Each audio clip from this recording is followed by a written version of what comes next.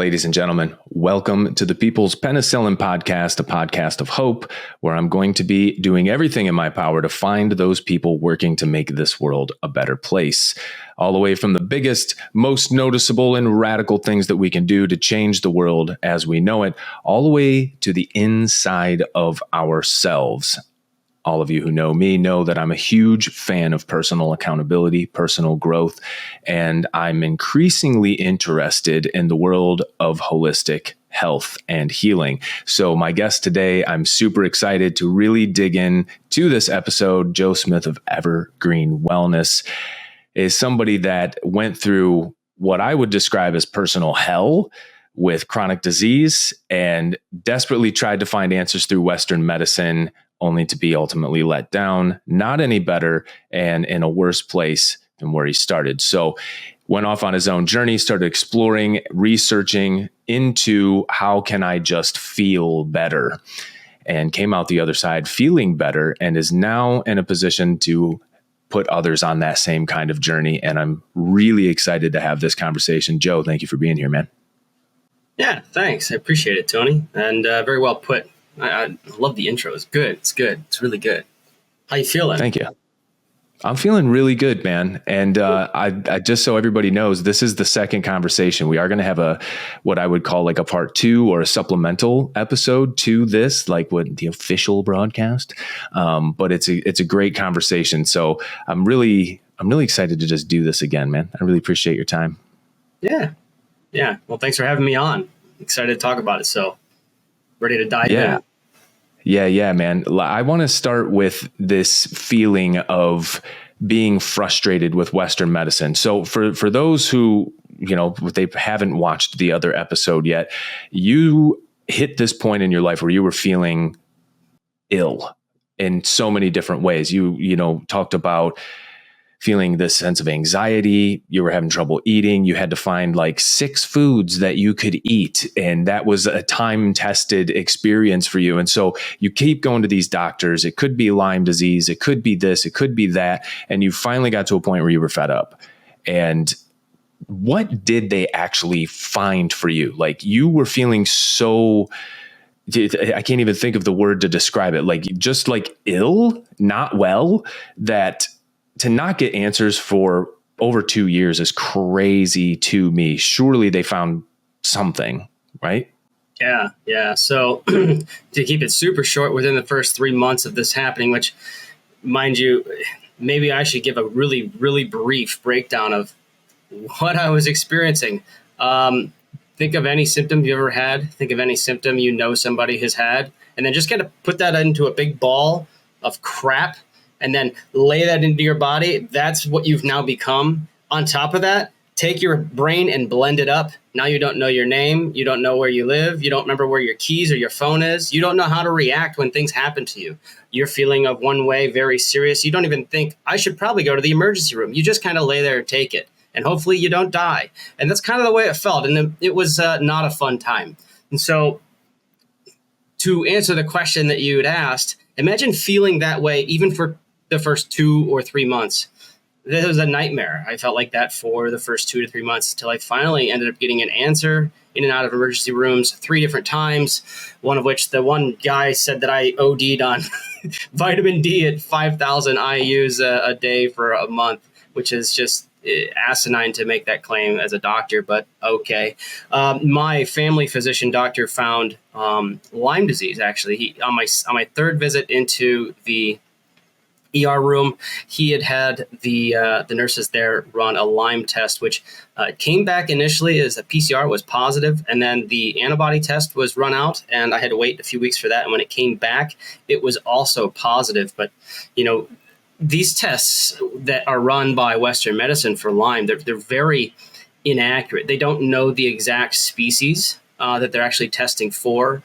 There's so many flaws. The CDC's website themselves, they even say that it can cross-react with all sorts of different viruses and other bacteria and create false positives. And so when you get a positive result like this and the doctor says, well, as if it's supposed to look, from a medical standpoint, the test results and symptoms should match before a diagnosis is made. But the problem with Lyme disease is that symptoms can be really benign, weird, out there, different. They're not quite the same with every person. Generally speaking, it's like you have joint aches and things like that, which is something you would see in most Lyme cases. So if you have joint aches and malaise and fatigue and general feeling of unwell and a positive Lyme, you're diagnosed with Lyme. But I didn't quite have that. I had a whole hell of a lot more, but I didn't really have joint pain. I didn't really have most of the symptoms that would contribute to Lyme. So my doctor just said, well, you got Lyme, as if really behind or under his breath, he's saying, I don't know what the hell's wrong with this kid, but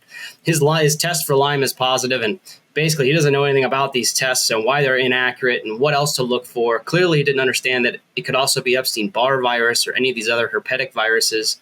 It could be all sorts of chickenpox virus, shingles. It could be, what else? I mean, there's so many different things that get cross. It's right there, but these doctors don't know these things. And so they're leading a lot of people to believe that they're getting Lyme disease just because they run this test. And honestly, you might actually just have a chronic reactivation of Epstein-Barr virus. That's very common. 95% of Americans have Epstein-Barr in them. And if your immune system goes down, you're too stressed for whatever reason, it can blow up and activate. Now, this is what the tests were 6 years ago. I can't say that it's the same because they have changed the testing since then, but I can say that I know it's still not as good as it should be.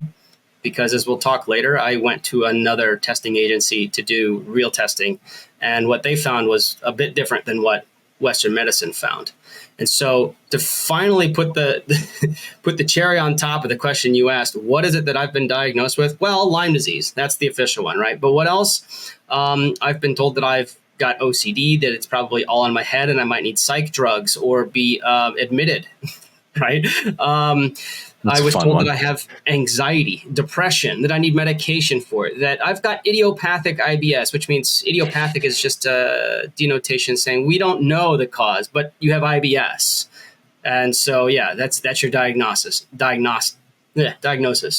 Another one is you got idiopathic pain syndrome. Again, this word idiopathic, we don't know, but you're in pain. Great. Thanks for the diagnosis, doc.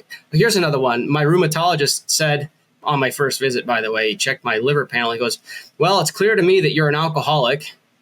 I don't drink alcohol. I can't. It makes me sick. Like with these people, it just seems like there's no rhyme or reason. They're not properly educated enough on the things that they say. I was told that I've got rheumatoid arthritis by the same doctor. Another doctor told me I had celiac disease, but he never actually checked my small bowel or my large colon.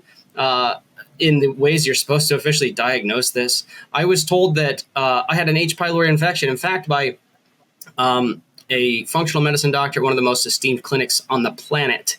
And she diagnosed me with that based on an IgG positive, which is a long-term antibody, meaning if I had H. pylori infection at any point in my 35 years of life, it's going to show positive. And she took that measurement and said, oh, you're a positive. We need to treat that. And then didn't treat. So, I mean, these guys, they mean well. I have to tell them that, but they don't understand. And so if you're going to your doctor's office and you're trusting them, I'm telling you, from primary care physicians to neurologists to digestive physicians, gastroenterologists to functional medicine doctors at the most esteemed places on the planet, not everybody knows what they're talking about. You shouldn't just take everybody at the first thing that they say. We need to do our own due diligence. We need to learn. We need to research. We need to hold these people accountable with free thought, okay? Because the info is out there. I recited to you what's exactly on the CDC website. Why they don't practice in that way, I have no idea. But it's your duty. You're the only one ultimately who can take control of your health. And so what have I been diagnosed with? A whole bunch of crap. Didn't mean much anything. And as you'll soon find out, that Lyme diagnosis was a little wonky too. Well, and that's the thing, is you started doing the forbidden thing, which is doing your own research. And it's weird to me that, especially when it comes to health and wellness, that it's some obstacle. There's some huge barrier to entry in order for us to truly understand the complex systems of the human body. And I think it's a lot simpler than that. Like, I saw you doing a presentation on gut health, and I loved the breakdown when you're like, you poop every day, or you should. And that's like a science experiment every single day. Like that's a real tangible way to like see like at least some part of my insides. I can tell every single day if I'm in good shape or not. You know what I'm saying? And you don't Yeah. need some just Harvard medicine degree in order to say, okay, I ate this, I didn't eat that. What am I doing? Am I using my body? All these things. So you start doing your own research and all of a sudden people are going to toss you into a bin, which ironically enough, just saying the word homeopathic or holistic is also in that same bin with Oh, all yeah. with all the other things like conspiracy theorist or whatever labels people want to throw on this. So you are frustrated. They give you some answers, but they seem to be totally random or their best guess, because the symptoms were so loose. So you set off on a journey on your own. This is after what, like 2.5 years, almost like 30 months, I think. Yeah. It was about 2.5 years, which, it came to a point where I actually found total complete remission.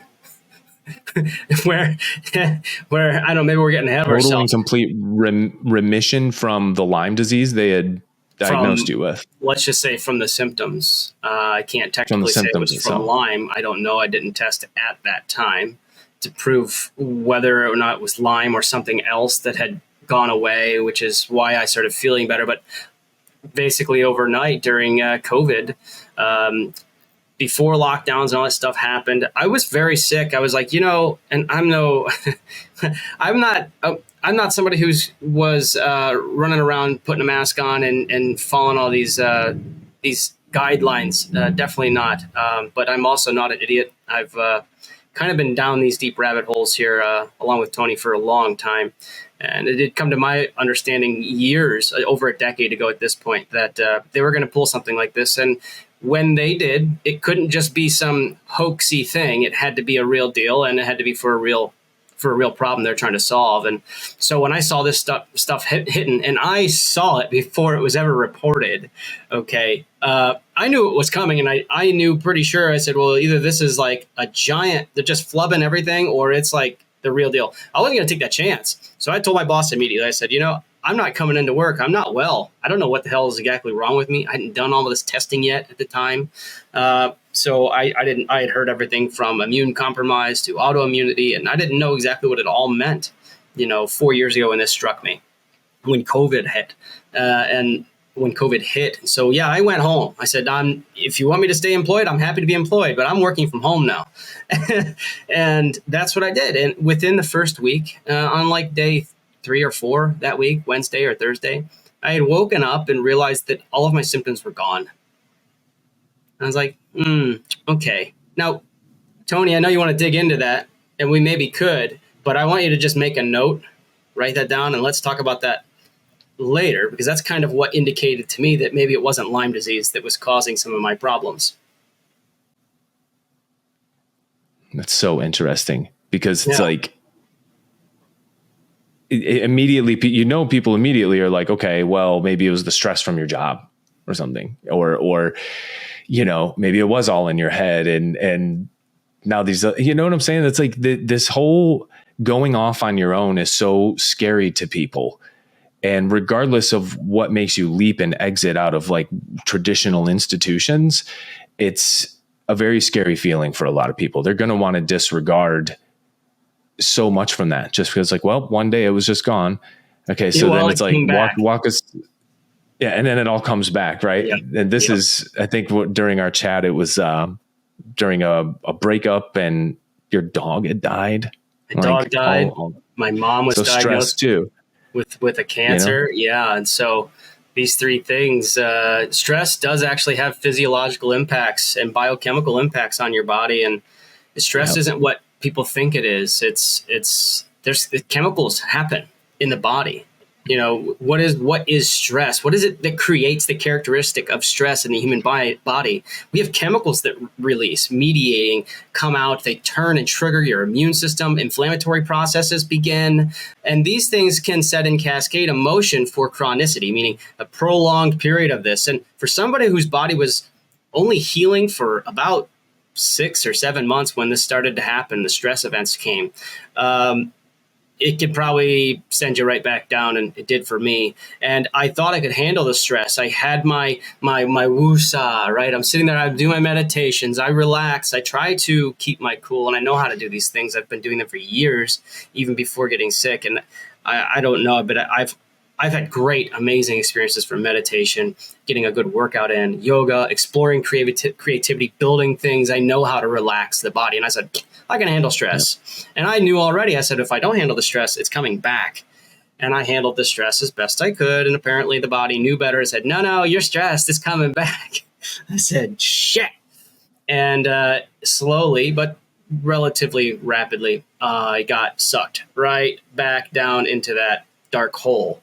And it took it a matter of about 3 or 4 months to fully take grasp. It wasn't an overnight thing like when it happened acutely in 2018, early 2018, January 15th. And it wasn't acute like it was when it all turned off right there during COVID, right when I went home. It wasn't acute. It was strange. It came on very slowly.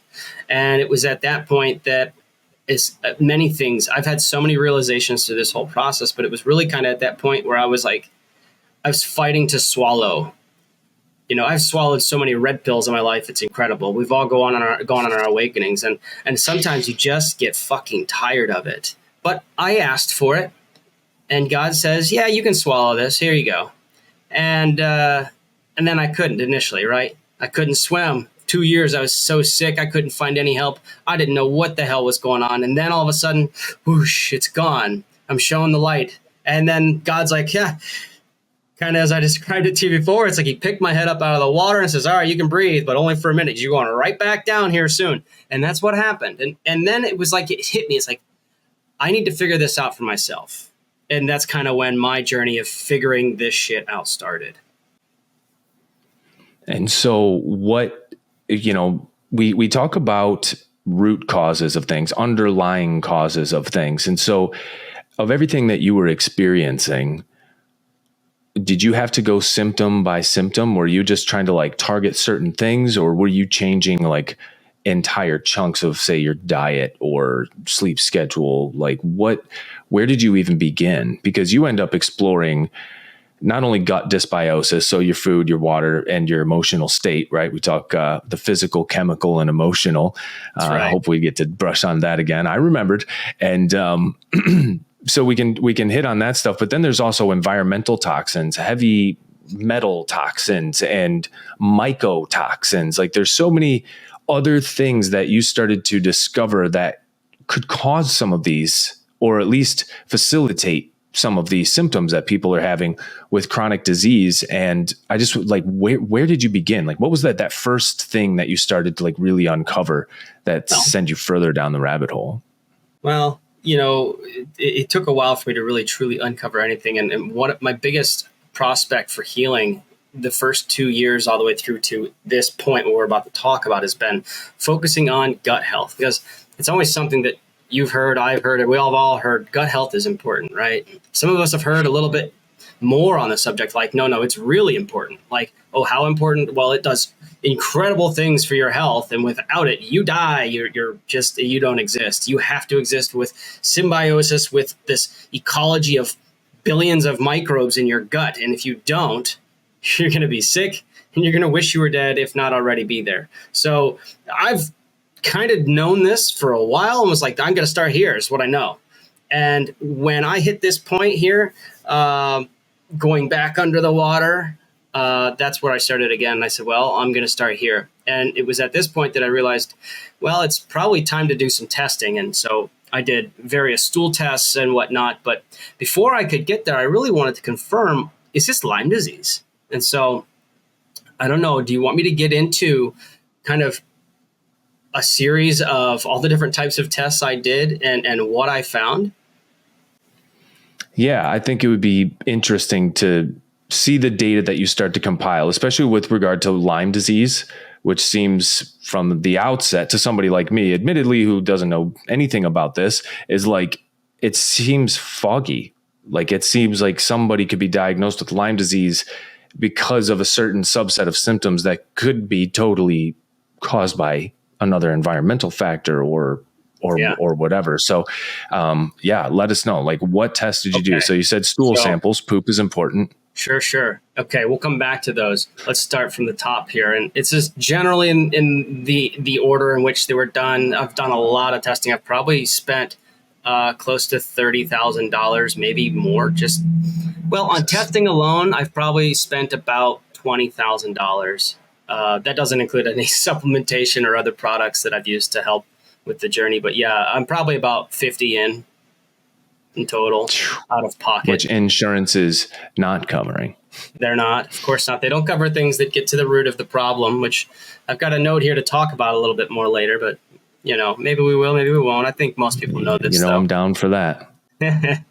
So I started off trying to I wanted to confirm. I said, well, here's some stuff I'm learning about Lyme disease. And there's a lot of haze here. It's kind of shrouded in some mysticism, it seems almost. It's like, what is going on with these testings, and why is there so much conflicting information, whether it be from the official sources, the medical literature, the CDC, which isn't medical literature, by the way, it's a private entity. They don't have your health in the best of their interest. They have profit in the best of their interest. But still, for they should be offering purposes only. Correct. And they should be offering some sort of treatment methodology, one which might resonate with other scientific sources or other global approaches, maybe people at the WHO or maybe other pharmaceutical boards, anywhere. You would think it would resonate, but it seemed like everybody was doing kind of their own thing, a little sporadic. And then you had the truther community, the people who were sick and trying to figure it out, trying to figure out if it was some sort of bioweapon from a lab somewhere. And so I was like, I got to figure out. I said, it doesn't matter. I can't figure out what all this is, but here's a lab that actually checks. And I know what they do because I studied their methodology for testing. And I said, this is actually legitimate. There's not cross reactions. They take umpteen amount of steps to make sure that it's clean and crisp, and the results are the results. And so I started with a company called iGeneX or iGeneX, IGENEX. And they did a lab. I think I did panel 7. And in this panel, they checked for various co-infections. They checked for Lyme disease, which I found caused by Borrelia burgdorferi, the classic Lyme disease bacteria.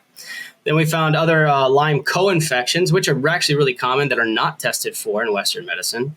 At least not usually. Some doctors are growing hip to the idea that, we should maybe test for things like Bartonella or Babesia, which is American malaria. I had both of those. I had Bartonella henselae and Babesia microti. So I had American malaria. It's a great little blood parasite. And I had Rocky Mountain spotted fever, which is caused by Rickettsia rickettsii. And that one's a pretty lethal little bugger. And then you were positive for all of these? I was positive for these. This is just off of this Lyme infection disease report.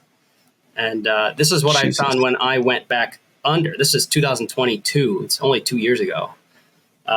So when I got sick again, I was like, you know what? I got to figure out what is doing this. So I ran this test. And my cousin actually had, Julie, she had actually recommended that Julie is, I would say she's another one. It's so strange. She's in a very similar situation that I'm in, and I don't want to speak too much to her situation. I want to respect her privacy, but she's into all the same stuff that I am, if not more. And she was definitely the one who first told me that I should run this lab. And when I did, this is what I'd found, and it's when my journey really started. And so I kind of owe that to her in a way. And it's like, man, yeah, maybe we should get her on to do a chat, because it's like beautiful chemistry, the way God works and energies flow. And, she helps me, I help her. And it's just been a back and forth for these few years. She's with my cousin, as how many other people do you know that have gone through something like this? Like, it's not that common. It's common enough. There's a lot of sick people. I got a lot of clients that go through the same stuff, but your cousin?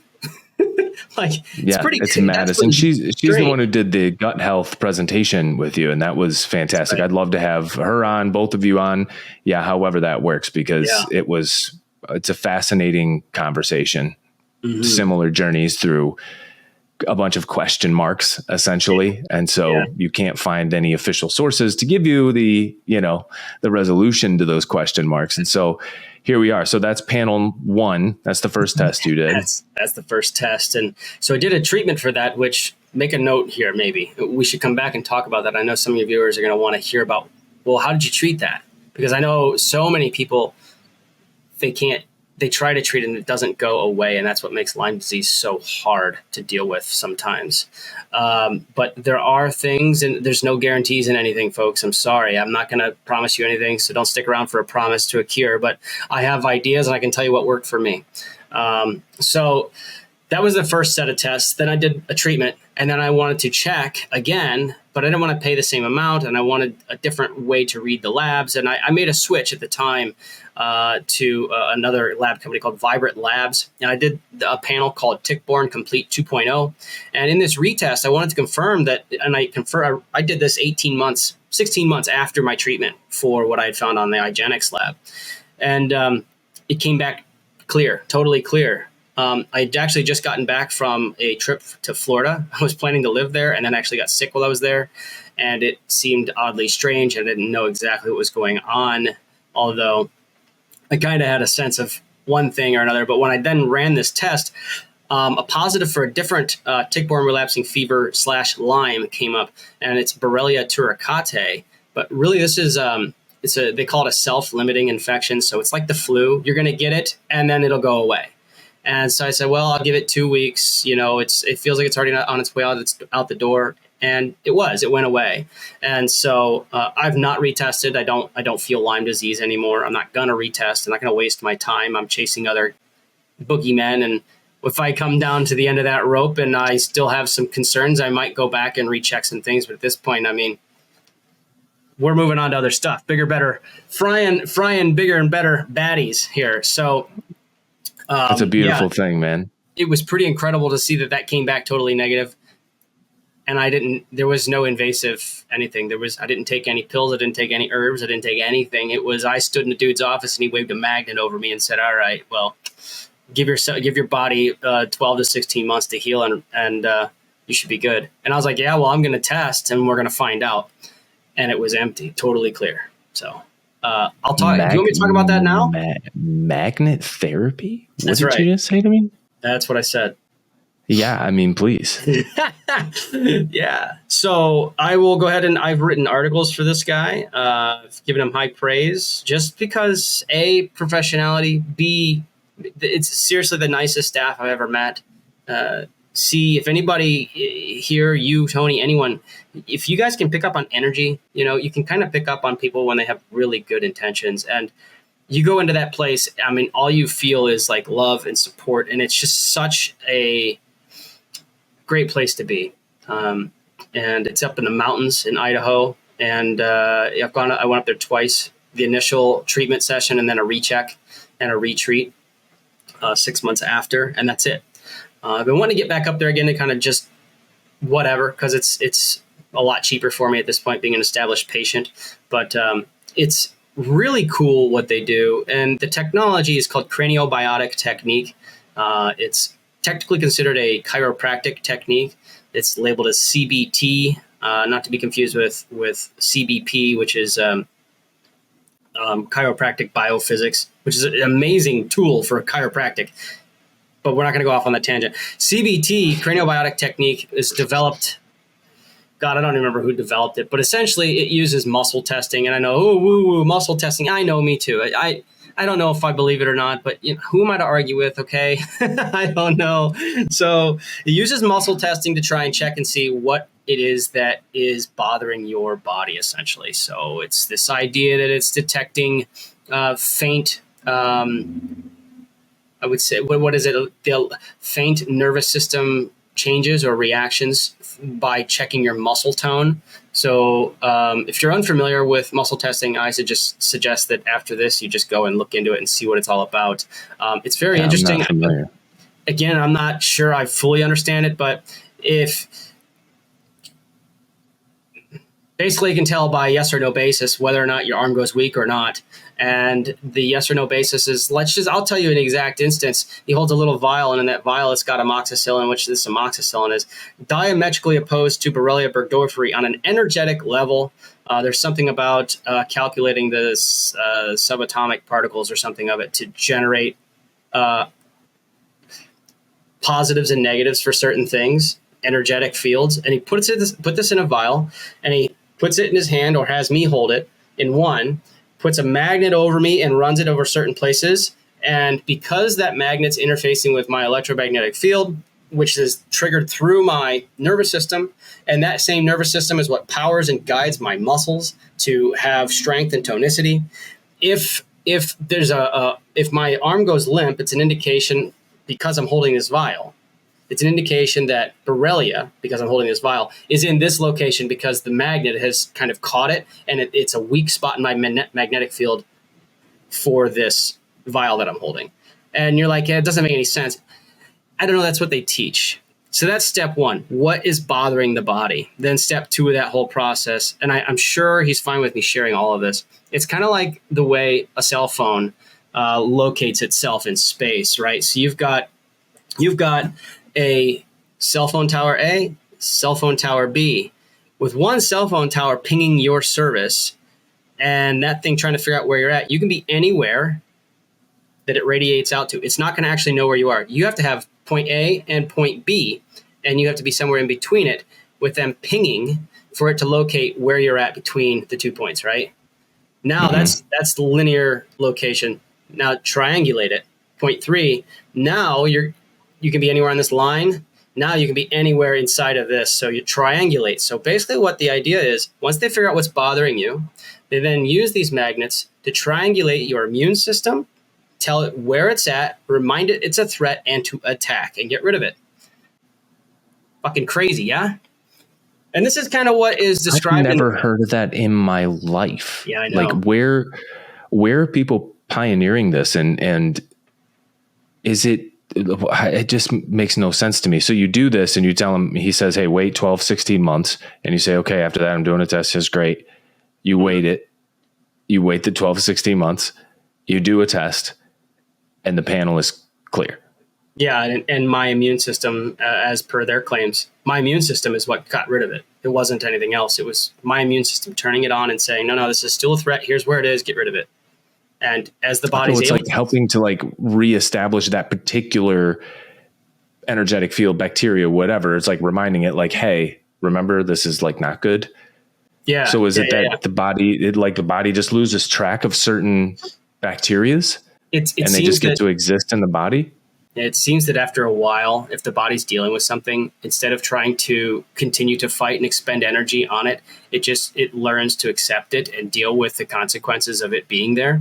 And in the case of Lyme disease, for a lot of people, if it doesn't go chronic because they're healthy enough to fight it off. But we don't know for sure, but it seems that the ones in which Lyme disease goes chronic, so lasts for longer than 3 months, those people probably have a lot of underlying conditions already. They probably already have some of those conditions like toxin exposures and things. And some of those could be suppressing an immune system.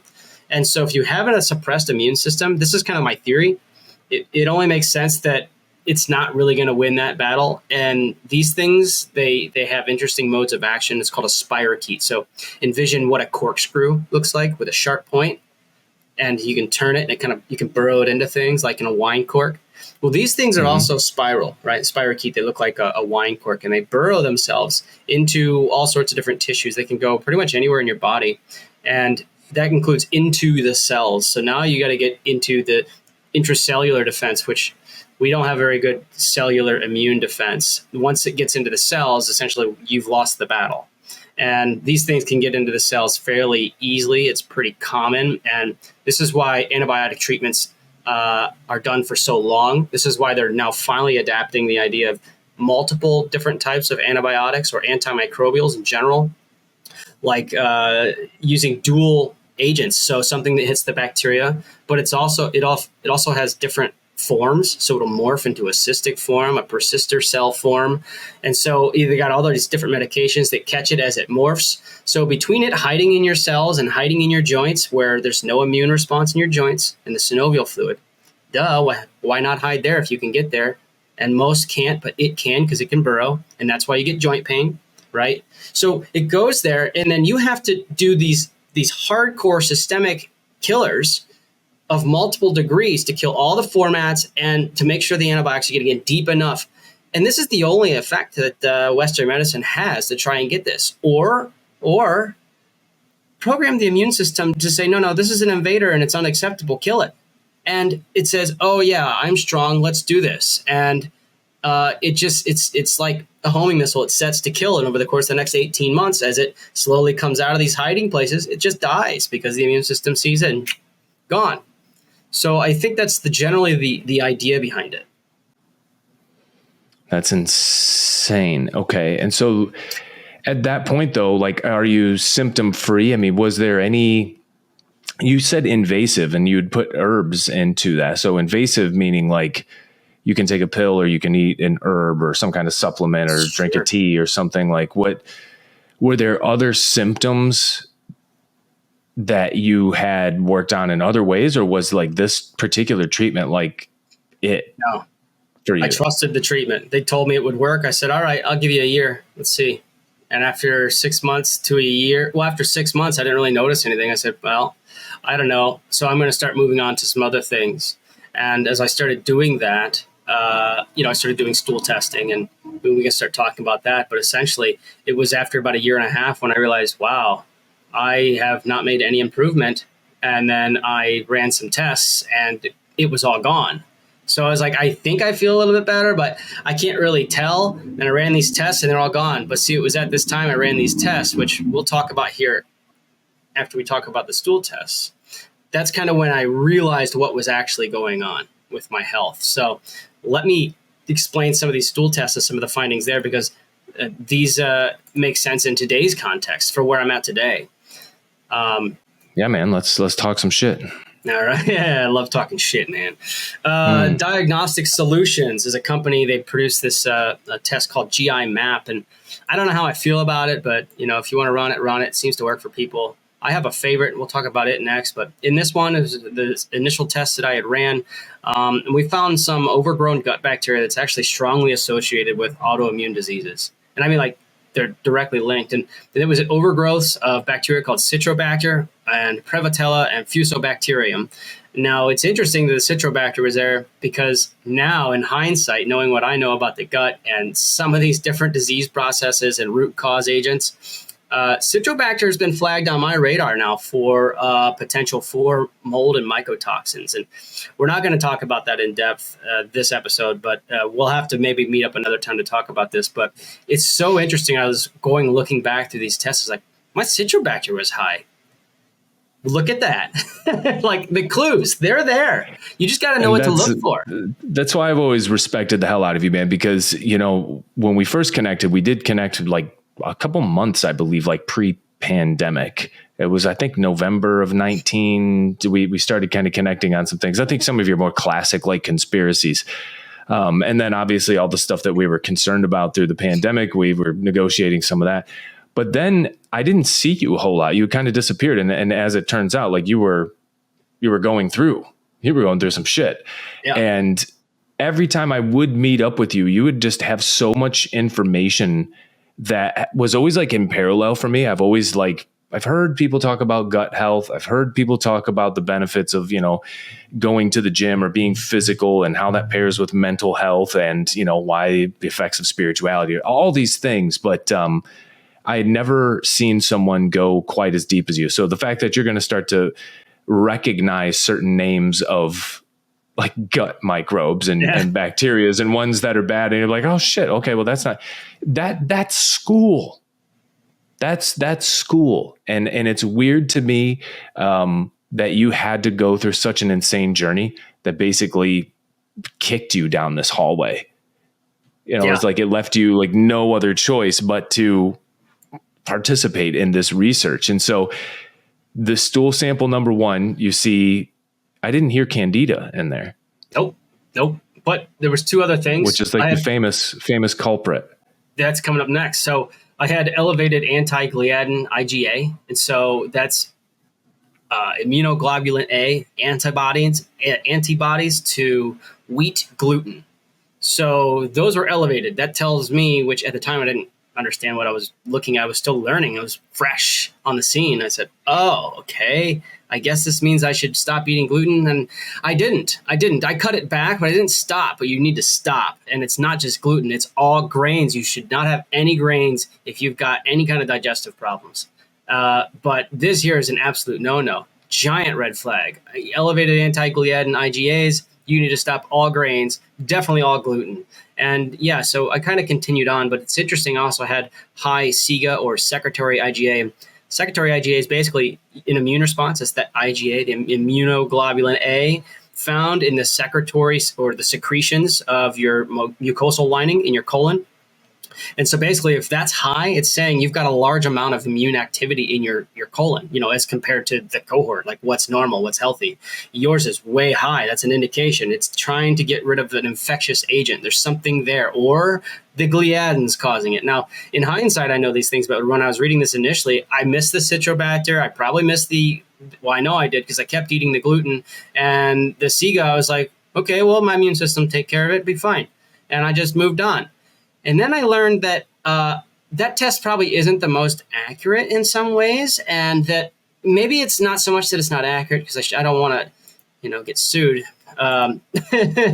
It's fairly accurate. It just didn't pick up on all the things that I really needed to know. And there was another test that I kind of fell in love with, and somebody was explaining it to me. It's called the Genova Diagnostics 3-day comprehensive stool analysis. I know, very long, right? I'm wondering when these guys are going to shorten some of these names up, but this is the test when I actually started finding a few things. It actually looked pretty good, I'll have to say, because it was at this point I'd already started to do some more serious gut sculpting and improvements through a service I now offer to people as a biome site practitioner. We could talk more about that later, but my gut actually looked pretty good, but there was still a few things, as I could tell, were really bugging me. And what was found was a blastocystis hominis parasite infection.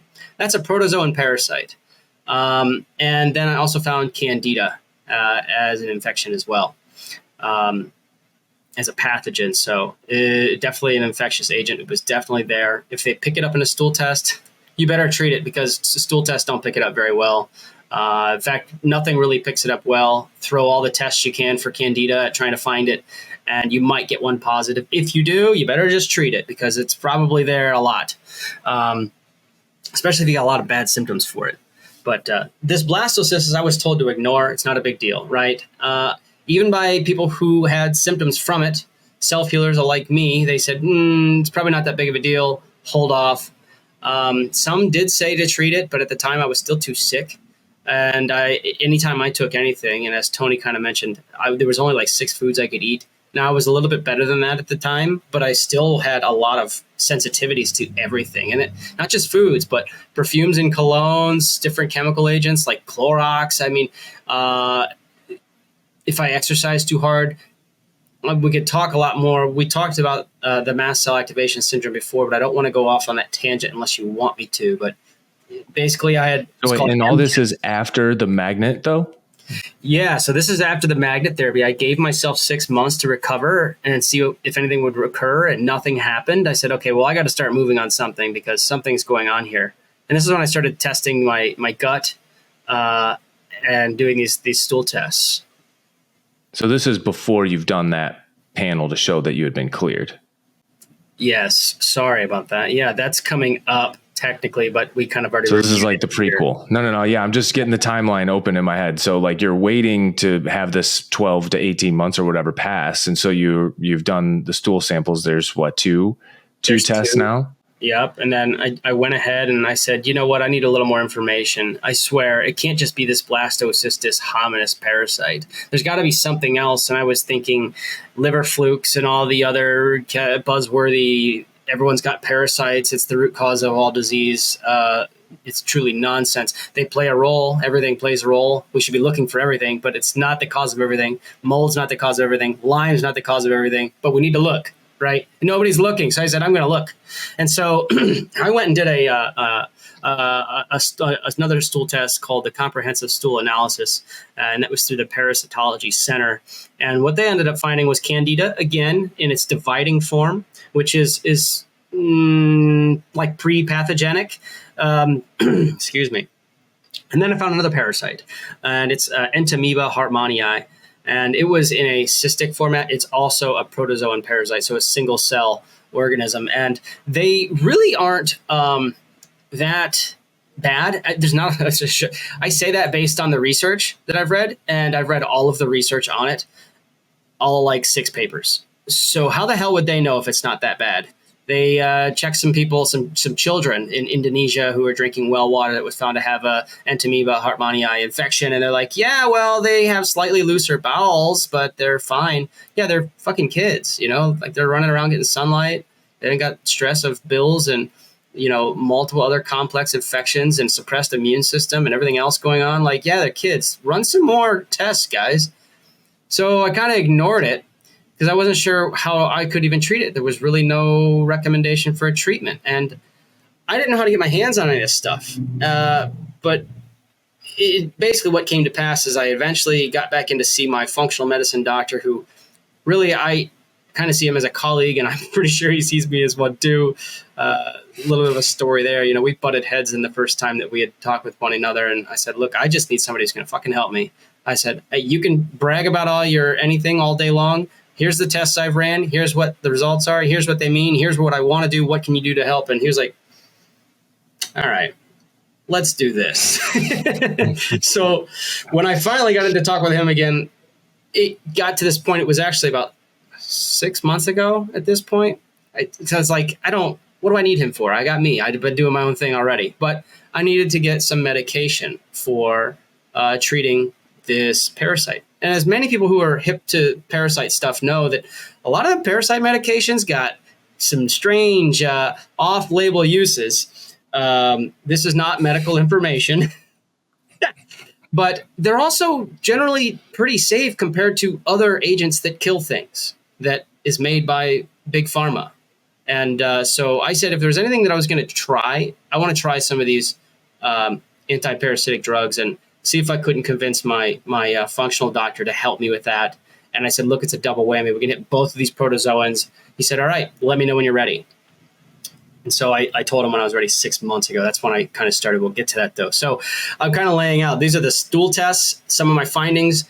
Did I attack them right away? No. But they went right here. They went to the back of my brain, and they sat there and waited for me to take action on them when I felt the time was right. And something was still wrong. I was still sick. And I said, I don't think it's going to be this little parasite. And I really strongly suspected it'd be this blasto, but everybody told me, no, it's not. Probably not. It's probably something a lot worse. And so I kept looking. In fact, I didn't know exactly what to look for. So the next test I ran was an organic acids test by Mosaic. At the time, they were Great Plains Labs. They changed the name to Mosaic at the beginning of this last year. So I ran an organic acids test. And basically what this does, it measures the metabolites in your body or byproducts from microbes. And it measures this directly in your urine. So you send them a urine sample. And basically what it does is it helps you to understand microbial or metabolic activity in your body.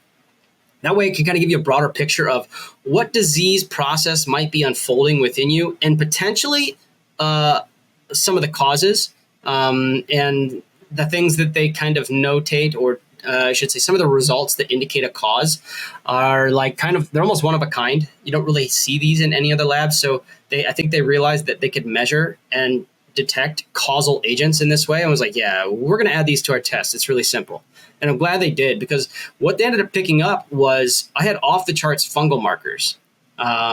In fact, there were markers that indicated colonization with toxigenic mold species somewhere in my body, like mycotoxin producers. And they were Aspergillus and Fusarium. These are both well-known fungi that are found in water-damaged buildings. And it's based on my understanding that these things aren't going to populate you until something has beat your immune system down so hard that they can actually take hold. And that must have been what happened to me, because here I was creating these metabolic byproducts in my urine of them, directly from them. And so the urine was like, yeah, dude, these are in you somewhere, your sinuses, your gut. So treatment, you need that. And so this is when I started realizing, oh shit, I've got some fungal concerns here, like more than just dysbiosis from the doxycycline I took, years back to try and fix the Lyme disease. I took 28 days of that and it tore me up, and I knew it gave me a fungal infection. So the whole time I was like, I've got candida. I don't know how to fix it. I was always thinking fungal. Could this be the problem? And then I found these results. It's like, yeah. It's not just candida fungus. It's toxic mold fungus. Like, okay, where do you start with that? And we'll get there. I found some other markers. I had high candida markers, as are expected. I also had high markers that indicated gut dysbiosis. So there's all sorts of interesting markers that kind of indicate certain very important microbial infections you don't want to miss, like C. difficile. You don't want to miss that. So there's C. difficile markers, which were slightly elevated in my case. I had elevations of various markers that indicated different types of dysbiosis in the gut.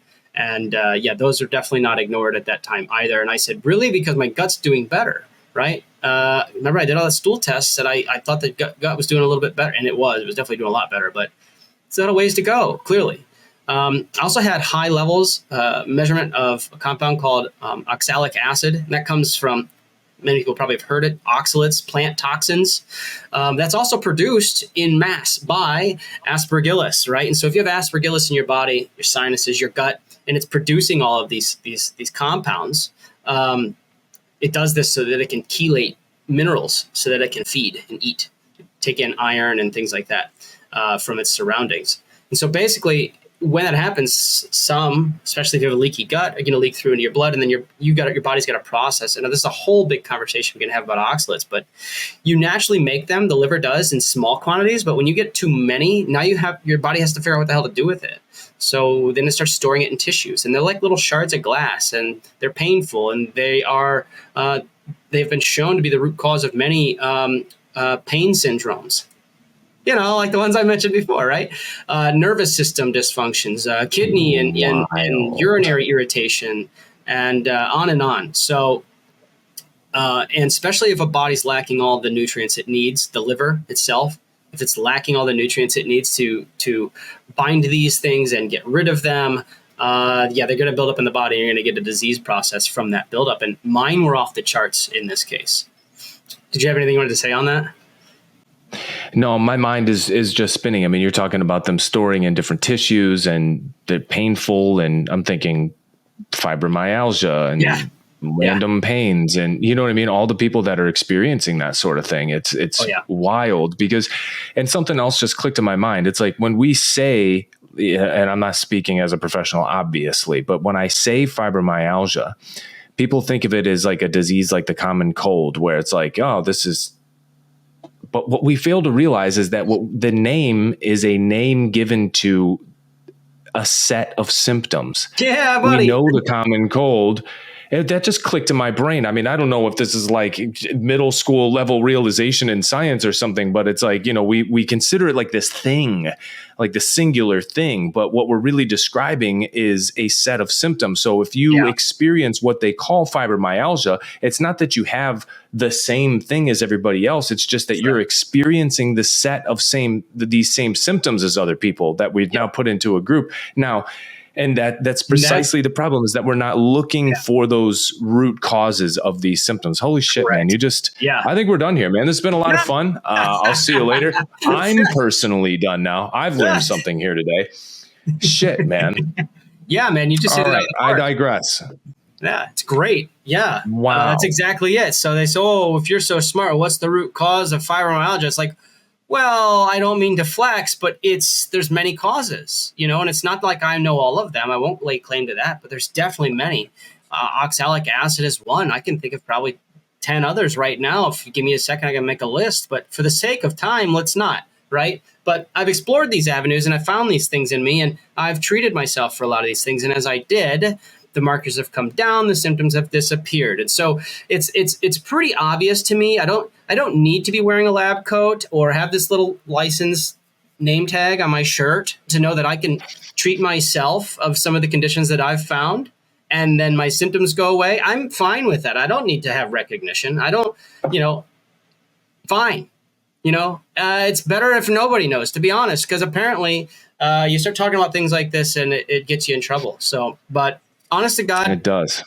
What's crazy is We're not going to go there. I'm just going to continue with what this single organic acids test found. And there's a reason why there's so many findings on this, because this test is developed to say, well, something's clearly very wrong, but we have no fucking clue where to start. So here, just piss in this cup and we're going to check all sorts of biomarkers and we're going to try and put some pieces together. This is a very complex test, mind you. It took me a long time to figure out how to read this, a long time. You really got to know your biochemistry to read these labs. And if anybody's like, what does that really look like? Just go online, type in Mosaic Labs organic acids test, and just look for a test or a preview, a sample copy of the test. You'll see what I mean.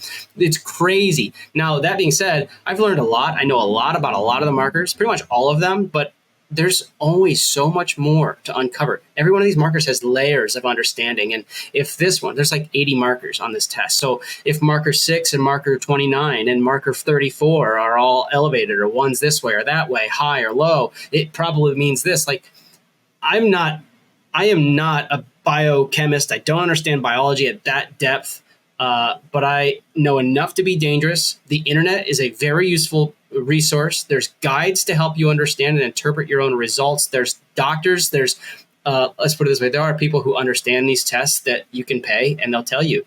You give them $50. They'll be like, yeah, this is exactly what your test tells you.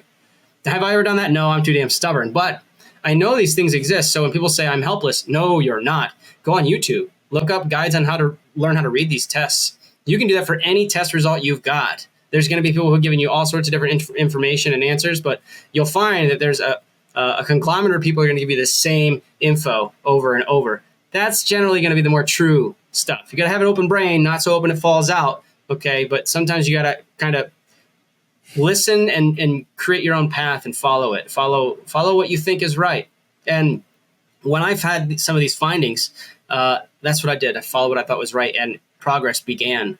And so it was also showing that I had a B6, vitamin B6 in high demand, which also told me I'm going to need more B6. Why would B6 be in high demand? Well, there's a lot of interesting reasons we can go over, but essentially you've got something the body's trying to detox, it's trying to get rid of, and it's requiring B6 for the process. And maybe it's oxalic acid, right? Maybe it's the other plant compound salicylates, which was also very high, and we will get to that. Salicylates are detoxed through the liver with B6. Certain pathways in the liver. So clearly that's going to exacerbate your need for more B6, just like as it showed. So I started taking more B6. Like, I don't need to be a doctor to know this stuff. All I gotta do is understand what these results mean and then take the steps. Now, I don't say that to minimize doctors or other specialty health professionals. It's hard to go it alone. Okay. It's not easy. You think, oh, if I'm low in this, just take this. It's not that simple. Vitamins, you can generally get away with it. B complexes, like if you got B vitamins that are low, you might want to take a complex plus the B6. But for minerals, it's like everyone thinks, oh, you're low in zinc, just take zinc. You do that, you're going to create a copper deficiency, a vanadium deficiency. You're going to create all these problems. You're going to get insulin resistance. You're going to have white blood cells going down. You're going to have iron anemia problems. You're going to have all sorts of issues because you took too much zinc for too long. And it's like Dr. Mercola said it cures COVID. He's also a doctor, probably not trained in too much nutrition. And if he was, they don't teach a whole lot about minerals. Minerals are very overlooked, and they're extremely important, as or more important than vitamins. So it's like some of this stuff, if you start doing it on your own, go slow. Make sure you understand things. Take your time, learn, be patient, and ask a doctor. You've got them. They're a resource. You're allowed to ask. Ask a pharmacist, ask your friends, read books, do everything within your power. You don't want to hurt yourself. Your whole goal is to heal, get better, right? So use your noggin. Anyway, I have to put that preface on this because this test is so powerful that if someone were to go run it and see some of these results and read and learn the first things that they see, they might think, oh God, I have AIDS. Stop. There's multiple layers to these things. So you have to figure out the puzzle and see what makes the most sense and then approach it logically. I had imbalanced neurotransmitters. As you know, or maybe not, I think you do. Most people know at this point, you get a lot of neurotransmitter production from your gut. My gut is in disarray. So if it's not healthy, do you think I'm going to have good neurotransmitters? No. And it tells me right there, like, hey, the bacteria that produce your neurotransmitters, they're out of whack and you got an an imbalance, and you go read what this means if it's imbalanced in this way. Oh, you're prone to having anxiety attacks. Oh, was I having any? I was. It's like it just spells out your metabolic function, the function of how your body is working. Why? The disease process and potential underlying things. So, I had mitochondrial damage, rigid cellular membranes, fatty acid deficiencies, and high salicylate markers. And, people can say, well, what's the salicylate anyway? Think aspirin overdose or toxicity. Salicylates are the compound that give aspirin its bioactive impact on the human body, right?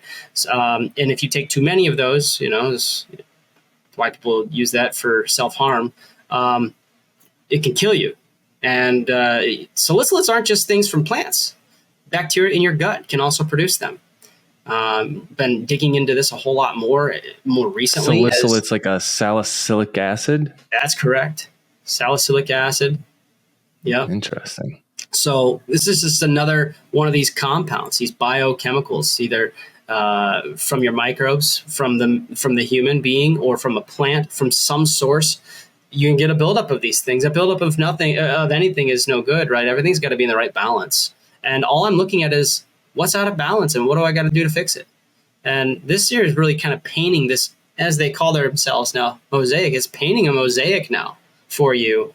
What is happening in that body? And so this is like the foundational test that I would recommend that somebody take if they have no idea what the hell is going on. It's going to point you in the right direction. Now, I kind of started with other things, the stool testing, because I didn't know what I was doing. I didn't know where to start. I was learning. It's a learning journey. But if I were to do it over, I would start with mosaic organic acids.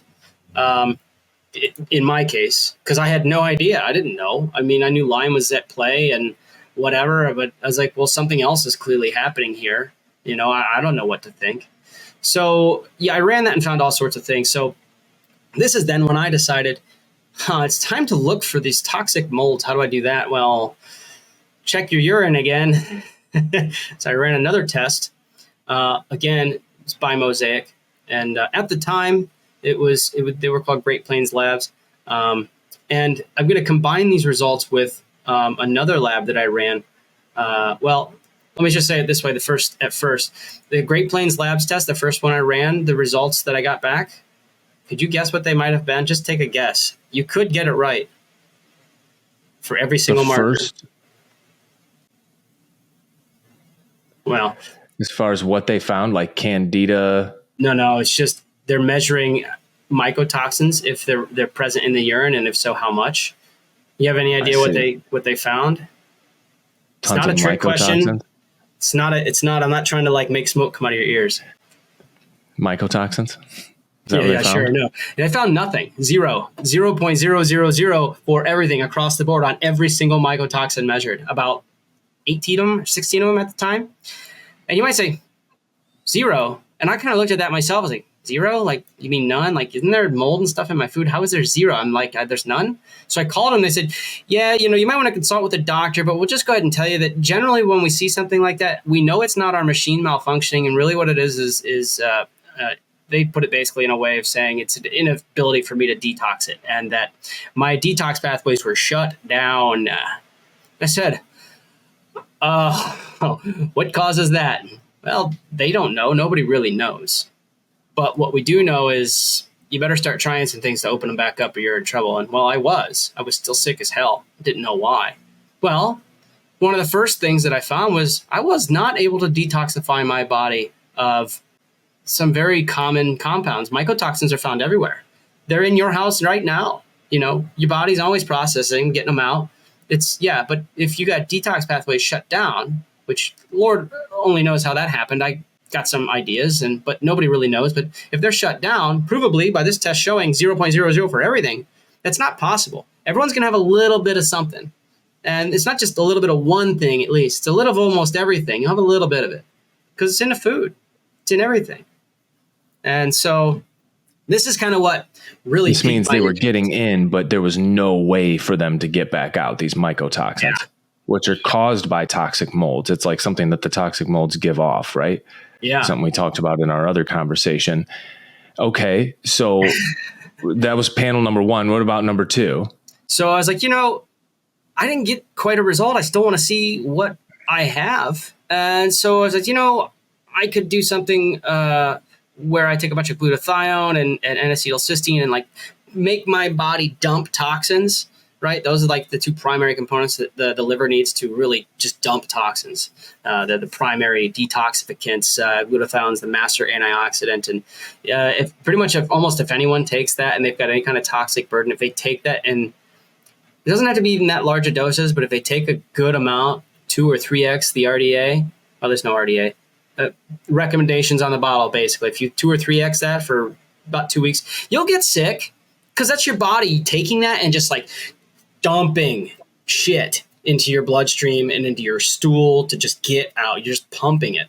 Now, you can do that prior to these tests. They say they'd rather you not, but if you're getting 0.00, maybe you should, so you can see what actually is going to come out. I didn't do that. I should have maybe, but I didn't. And I don't really regret it. I just went with a different lab.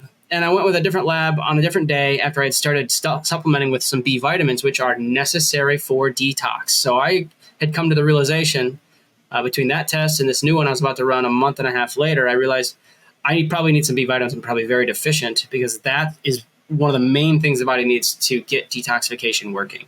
So I started taking a B complex full of active formats. And then I ran a test again, and what came out in that was pretty bad. And off the charts bad. And then I had ran another one as a follow-up after I started some treatment protocols. And then I've run another one, which I completed just this last, it was like 4 or 5 months ago, just kind of following up. I'm charting my progress, right? And basically what it shows is that first one was nasty, humongously nasty, but it's actually pretty famously known, not famously, but amongst the mold crowd, the mycotoxin crowd, that it's very frequent that if you do a second test, it's going to be worse. Because what ends up happening is as the body starts to get rid of some of its most offensive toxins, it realizes that, okay, we're finally able to get some of this stuff out. We've got more resources. Let's get more out. And so by the time you go to retest 3 months later, the body's like in much more of a full swing of dumping shit. And so you'll end up finding a lot more. And so my second test was a lot more. And I mean, I've probably worked with over 100 clients at this point with mold toxicity, looking at some of their labs and helping them to distinguish, what steps they might want to take or people who they should pursue, things of that nature. It's kind of what I do now, right? I've done enough of this with enough people that I can definitely say mine is still definitely by far the worst I've seen. And, I'm sure there's others that are worse because I know there's other people who are way sicker than I was, but I still am the reigning champ of high levels of mycotoxins. And 2 of my tests, 2 of them are the worst I've seen ever. And then my last test, still pretty bad, right up there with some of the worst I've seen. But it's getting better, right? A lot better. So it's shifting. So let me give you a breakdown here. So in the first 2 tests I found, let me see if I can find my spot. I just made a list, so I don't forget. You'll hear the names, you'll say, oh, I see why. So ochratoxin A, T2 toxin, diacetoxyskirpenol, patulin, verocarin J, aflatoxin G1, and citrinin. And so these are like very toxic. Ochratoxin A comes from your very standard water damage building mold. T2 toxin, diacetoxyskirpenol, patulin, those come from your standard true toxic black mold. Verocarin J, aflatoxin G1, citrinin, those come from aflatoxin subgroup type molds. And they're all very nasty. The famous ones are the black molds as being some of the worst, but I got to tell you, they're all equally bad, but in all of their own unique ways, and they're just absolutely lethal. They nature's most toxic compound. And the first 2 tests showed a lot. The first test showed 0. The next test showed excess amounts of ochratoxin, T2, and diacetoxyskirpenol. Then the next one showed excess amounts of patulin, ochratoxin, and aflatoxin G1. And now my last one is showing still elevated, but it's actually a lot better now. This ochratoxin A it's actually showing low levels of patchoulin and low levels of citrinin. So I'm actually almost entirely detoxed, at least to the point that is being picked up in these urine labs. So it was at this point when I realized that, my mycotoxins have lessened and I'm feeling better.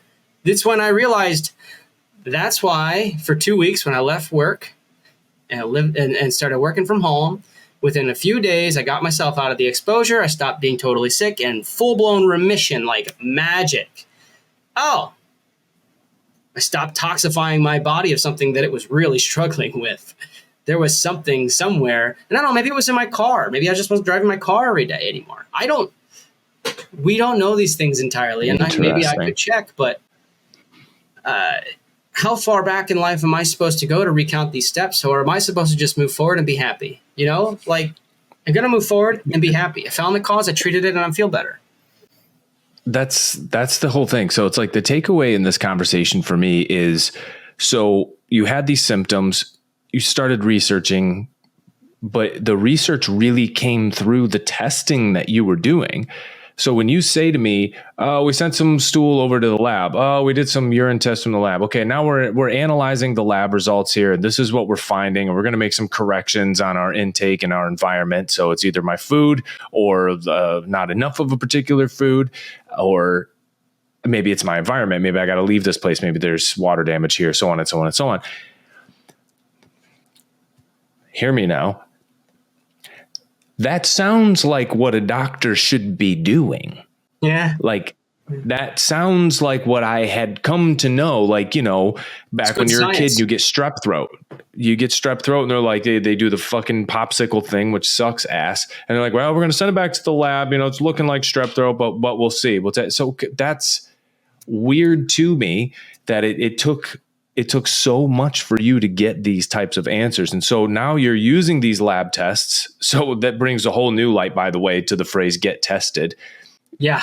Looking right here in this camera, get tested, y'all, but not necessarily for what you've been told to get tested for your whole life. Okay. So now we're at a point where you're getting real data on what you're calling the mosaic, or what they are referring to, this mosaic of your health, down to cellular health and gut biome and balances of neurotransmitters or that in your gut. Like, this is so crazy to me that now what do you do with that data? Like, is it as simple as, okay, let's go with the neuron one. That one was fascinating to me, or any one more specifically that you have maybe pinpointed or you notice is getting better. Like, other than the B supplements, what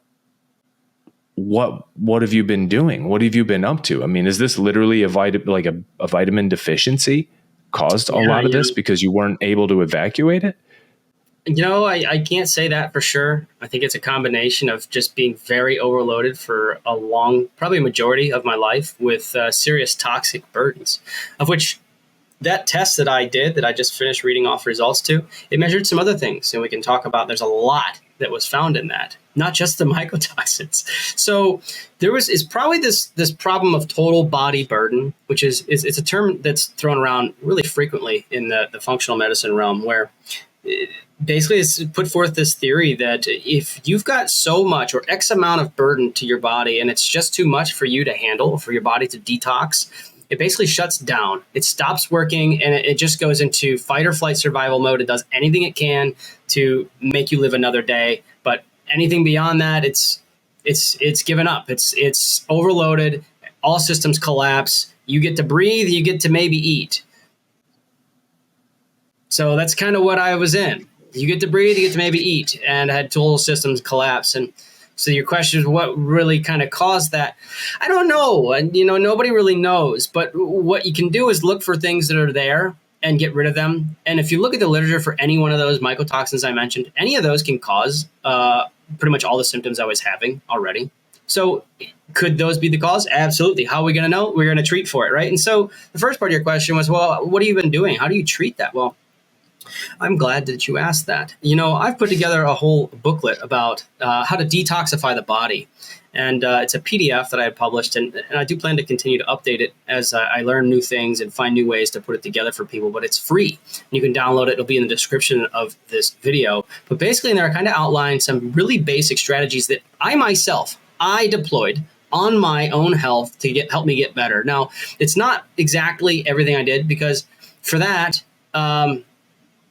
that's not individual medicine. If I gave you exactly what I did and tell you to do it and expect you to heal, that's not how this works. You have individual requirements and needs. So you're going to need to start with perhaps what I've got what I put together was, in my opinion, the safest and most effective strategy out there for whatever it's highlighted as, whatever step part of the plan that we're doing. So whether that's supplementing your nutrients, or whether that's detoxifying, binding and removing, or getting your digestion working and making sure your bile's flowing well so you can get the toxins out, because they're attached to your bile. And so if you don't have good bile flow, you're not getting your toxins out. It's everything's sluggish. It's a bad deal. You got to make sure everything's moving before you start pulling things out. Then you got to make sure you're able to poop. So you got to make sure you're stimulating the right parts of your body in the right ways. And so it's a whole process, but I break that process down in this PDF. And so what I did was basically, it's obvious, it's standard stuff in a way, but I read the literature. So for ochratoxin A, there's certain ways that it comes out of the body. 95% of it comes out in your kidneys. 5% comes out through your liver and bile. And so with that knowledge, I said, well, how does it come out of each? It's interesting. What do I got to do to detoxify it? Well, most people have heard of binders, right? You're going to take some charcoal. And the idea with charcoal is that as you eat some fatty food, the fat's going to trigger bile release. That bile is going to have with it bound toxins that oftentimes also get reabsorbed right back into the body through something called enteropathic recirculation. 75% of the bile that you excrete gets recirculated back in. So you're only getting rid of 25% of the toxins that are in that bile. Now, if you take that binder, it's going to pull on more of that bile and make it so that less is reabsorbed. And that's fine. You don't need to reabsorb it that much, because your body can make it, especially if you're giving your body things that it needs to make the bile, like taurine, glycine. You're going to need these things. So I have these things set up in this PDF so that you know how to correct these dysfunctions in your body. You're getting the glycine, you're getting the taurine, you're getting the digestive enzymes, the pancreatic enzymes. You're making sure that you're able to absorb and break down all the food that you're putting into your mouth. Then you're making sure that you're actually excreting the bile, and then you're going to catch it with a binder and you're going to pull it out, right? So that's bile detoxification. But for this OTA, this ochratoxin A, I said 95% comes out in the kidneys. Well, how do you get rid of that? Well, you do a high phenolic supplement, basically. And I've got this detailed as well. It's in this PDF for ochratoxin A. There's a company called Thorne. They make a product called Advanced Nutrients. And Advanced Nutrients, what they have is this product. It looks like a multivitamin, but it's got tons of phenolic compounds. Now, there's that word again. So what is a phenolic compound? Curcumin, basically any of the reds, yellows, and oranges work really well to help the kidneys to let go of ochratoxin A, right? So you take large amounts of these, I would say, fibrous complexes of those colors. So lutein, luteolin, astaxanthin, which is the hormone, or not hormone, it's the compound they put in salmon to make it pink, right? Or they feed salmon, right? That's what salmon eat naturally, is what turns their skin pink, right? So it's one of those coloring agents, a natural dye that gets into the body and helps the kidneys to release this ochratoxin A, so that it's not damaging your kidneys and it doesn't get stuck in there and it doesn't block up some of the what the hell are they called? See, I'm not a doctor, folks. I don't know everything. It doesn't, so it doesn't block up the kidneys basically and cause damage to them. So that's a very. I started doing that, and that's when I noticed. I did that for 3 months, and that's when I realized my ochratoxin went from off the charts to almost within range. I said, well, I can stop working on that, because as I continue to work on these others, it's going to go, because I'm still taking these other binders. So I stopped worried about it because I started getting better, right? So that's just one. Everybody's strategy is unique. And if you don't know what you have because you haven't tested, you need to test, don't guess. That's my spiel. There's ways. I love that, man. I really do. And I feel like we just need to have an entire conversation on gut health. And I wish we had more time. We are nearing that 90-minute mark. But I feel like, I know we had talked about this at your presentation, and when you find out that magnesium, first of all, there's like three different types that we need or more, when you find out, for example, that say Celtic sea salt or good Himalayan sea salt or Baja Gold, any of these that they're touting around, they have over 80 trace minerals in them. And when I tell people that, they're like, oh, they think vitamins and minerals. I've heard that this is good for me. And I'm like, no, motherfucker, can you name 10? Can you name 10 minerals? Your body needs these things. One of them being for the intake and outtake of food to the cell. So when something goes in, so say water, you want to hydrate at a cellular level, you need magnesium because it helps penetrate the cell wall. And it's also responsible for then clearing out what the waste is from that cell. And if we're not getting our minerals, we're, just like you said, we're not evacuating the junk from our bodies. And so what you're saying, it's like, this is could be a kidney thing, could be a liver thing. It just could be a gut health thing, which is probably all still tied together. And so when we live in an increasingly toxic world, we know this now. Pollution, we've been talking about fixing pollution for like 50 years now. So it's like, you know what I'm saying? I'm pretty sure it hasn't gotten better. So as the world gets nastier and we're not doing the right things for our bodies, even just like moving around like this is like working the lymph nodes here, doing your neck rolls, works these lymph nodes. Physical movement helps that whole detox process. So does your food. It's just wild to me that like this seems so fundamental that it's frustrating because we're going up against over 100 years of propaganda that says like holistic and homeopathic remedies are a joke. They're laughable. It's old wives' tales. And like, you need this other thing in order to feel better, when it's like, no, damn it. Like if you could, like, clearly, like what you've done, if you can read the lab results, and even if you can't, like you said, go pay somebody to do it. Like if you can get these lab results and see like exactly what's going on, like that's what your doctor should be doing. Yeah. Period. I mean, look, period. If you find ochratoxin A, you know what you can do? You don't need drugs for that. Some drugs could help, but you could literally just go eat curcumin and carrots and all the yellow and orange and red shit, and you'll be fine. So you're saying even like on a food level, like your cumin, like you say curcumin, but it's cumin, right? Like the zesty spice that we put on tacos. Cumin. Yeah, sure. Cumin. Turmeric is the yellow one. Yeah. Turmeric works. That's for ochratoxin A. These things, can come up. You can buy your own little capsules and load it with turmeric and just swallow it down. Like that'll help. It helps you to get rid of it through the kidneys. These concentrates, right? It's what makes it more powerful. But food is medicine. That's insane, dude. So the lessons we've learned here today is get tested. Find somebody who can read the test. And if you don't know, reach out to Joe. Evergreen Wellness, Ohio.com. And he's got the ebook. Can they find the ebook there on the website? You can find the ebook on the website underneath the resources tab at the top. Got a lot of offerings, I suppose. You want me to go through those quick or no? Go through what? Sorry.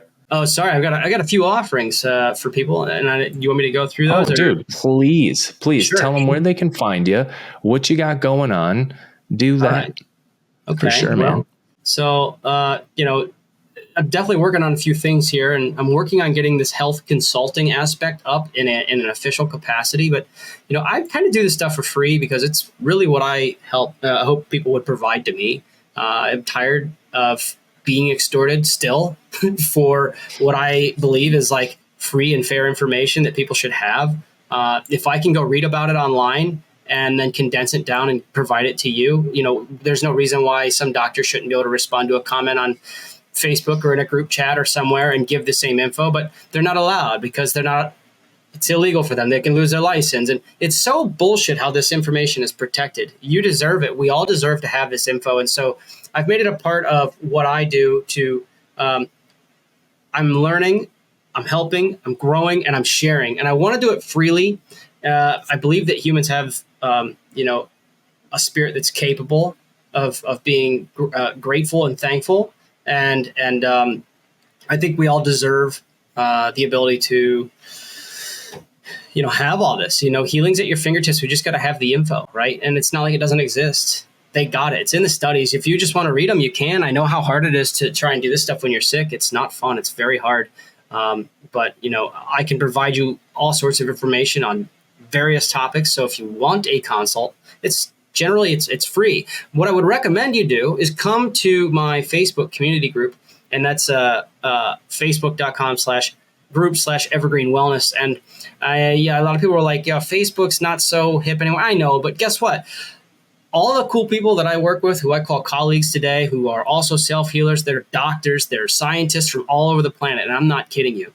Very, very, very smart people. All of them I've met through these different various Facebook groups.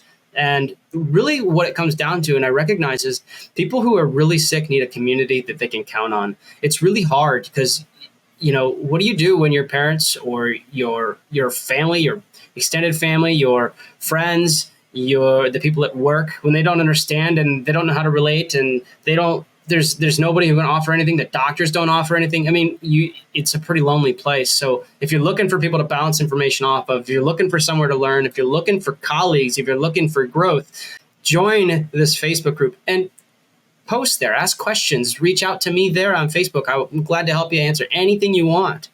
Beyond that, I've got a supplement store. It's linked in the PDF of that detox protocol. It's going to be linked in the description here. But I just want to tell you a little bit about it. I make a little money there. So they say, Joe, how can you do all this for free? Well, look, I work by donations. Like I said, I think humans are good, and they're willing to give when they're able. And I think people are going to be grateful when they want to be. And it doesn't mean everyone has to be, but I know some are, because I've already had some donations, and it's a great thing. And I'm trying to test this new idea that, we're going to count on people being good people and see if that works. And on the side, I got the supplement store where, I make a little bit of profit on that, but everything on the store is 20% off. So if you buy supplements, go there, see if I sell the same thing. I probably do. And it's probably 20% cheaper. I'll save you some money. Win-win situations are what I'm about. So beyond all that, the last thing I want to tell you about is I've got a book that I've been working on, and maybe it's a little too soon for me to mention it, but I had mentioned it last year at an event that I had spoke at, and I said, oh yeah, it'll be out in a few months. It's still not out, guys, but I'm working on it, and I'm really excited, and it's all about the gut and digestion and detoxification. Well, it's not a whole lot about detoxification, kind of touches on it, but it's about how to support your digestion naturally so you can stimulate natural health. And I actually am in love with writing it, and I can't wait to bring it to you. So if you want to be notified when that goes live, head over to my website and apply to get on the mailing list. There's a couple of links there to do so, and I will make sure that you get notified immediately. And really, that's all I got for you guys. I want to say thanks for listening. Tony, thank you so much for having me on, man. Yeah, I'm smiling the whole time, not because the subject matter is like fucking lighthearted or something. It's just, I'm proud of you, man, because this is exactly why I want to do these conversations, is because a lot of people feel hopeless. And the way we get to hopelessness is different for everybody. Some people it's because of chronic illness. Some people it's PTSD. They've seen too much shit, especially our, vets and the ones who come home. And it's just, we all suffer for a myriad of reasons. And the only thing that ever gets humanity through, to me, is hope. That's all we ever have. And so you making it through the journey was for you, right? For sure. Mm-hmm. But sticking with it and doing the due diligence, you'd mentioned again in that supplemental episode we have to this, Joe and I have a whole other 2-hour conversation. I highly suggest you go and listen to it. But you're like an engineer brain. You like to pick things apart. So it's like, I'm so grateful that you had that, because you were able then to start addressing yourself in a way that felt like it was more productive than it ever had been before. But then to turn around and say, like, this needs to be free. We're going to just test it. Do we think humans are shitty? Well, let's give something beautiful away for free and see what happens, to see if we can learn how to support the people who do that. And that is the revolution to me. It's like by just being better, man. And my camera's here, but my computer screen's here. So I'm looking at you. You don't know it, but now I'm looking here. It's making humanity better. And we've learned here today that every single person is going to be a little different, right? My poop test is going to look different than Joe's poop test, which is going to look different than your test. And so it's like understanding what we're putting in our body, and thusly like what's leaving it is going to just open this door, whether you're a seemingly healthy person or not. Like, I'm going to get one. Like, now I'm convinced, like, I just want to know some of the underlying things that are going on. And I feel like I'm doing pretty good with I'm getting my Celtic salts. Okay. I'm getting my minerals. I'm getting my vitamins. I'm avoiding too many oxalate ridden green vegetables, all the things. Right. So we've learned that you have to get tested. And here's the big kicker. When you systematize the medicine and you turn everyone into a number, and everyone has to fall into a loose set of diagnosis or a certain prescription, all of a sudden we're going to start missing those very unique and key identifiers that could be pointing to what the root causes of our misery actually are, because we're just being shuffled through the offices in the name of the almighty Pfizer. And I know that's not 10 out of 10 what's happening every time.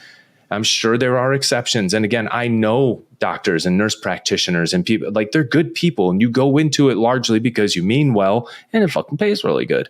But we have to really start asking the question, like, is this personalized medicine? And even if I have a really good functional medicine doctor, functional medicine is like the buzzword of like, hey, you know, I'm willing to talk about what you eat a little more and things like that. It's not personalized enough, I don't think. And I love what you're doing, dude. I really appreciate you sharing everything that you've been going. Like, go follow this guy. I know you've got the Facebook group. We'll have all the other links available. I am going to get you on TikTok, whether you like it or not. It's going to happen. Okay. Even if I start a profile that's just a catfish of you, like, you gotta get this information out there, man. I think that's a great place to end it. Again, check out the supplemental episode. It'll be linked around this rectangle that you're watching somewhere. Yeah. And, until next time, dude, let's do this again, and let's talk specifically about gut health and where we find the good bacteria that can help balance out the ones we don't want us making, us feel shitty. Yeah. Unintended. Yeah, sure. Yeah. I think pretty soon I'll be getting back to gut health. Gut health is kind of the last step of the healing process, because as this shit is leaving, right, through your bowels, it's kind of the last part that's impacted. And so as I work my way through these phases, and I've been feeling better and better, and I've already mentioned all those mycotoxins that were found, but there were so many other toxins I didn't mention. And up next, currently, I'm working on those parasites. And I started feeling a lot better just addressing those, right? And then I've got a whole bunch of metals that are coming up that keep coming up like in triplicate in these urine tests. So it's like, just as soon as I get over that hump, I feel like, yes, now it's time to finally, put the cap on, put the tombstone on this disease process and address and finally totally fix the gut. And it's that process there that I think that Tony, you and a lot of people really want to hear a lot about, because not everybody's going through this more extreme chronic illness thing where you have to get all this other crap out first before you can address the gut. So, the gut's there, it takes a beating, but it's still there. And but as soon as you get all that crap out that's beating it up, now it's time to fix it. And for a lot of people, they just need to fix it. And sometimes you just kind of do a little detox and then you fix it, right? So I'm thinking by the time I get to that point, and by the time you want to have me back on, it'll be like perfect alignment. So I look forward to it, man. We're getting there. Progress is being made, and just don't lose hope, anybody. That's what you said this is all about anyway, right? Yeah, I'm just freaking proud of you, man. It's a hell of a journey. And I know people who struggle with autoimmune issues, people who, a dear friend of mine passed away, a few years ago now, from Lyme, I believe, or what we're now maybe discovering could be like co-infections, or, who knows what you're going to discover, who knows what you'll be telling me in 30 years, man. And I can't wait to hear it. And I can't wait for you to feel better than ever while we're having that conversation, man. So appreciate your time, brother. Yeah. Thanks for having me, man. Appreciate it. Take care. Toodaloo, kangaroos.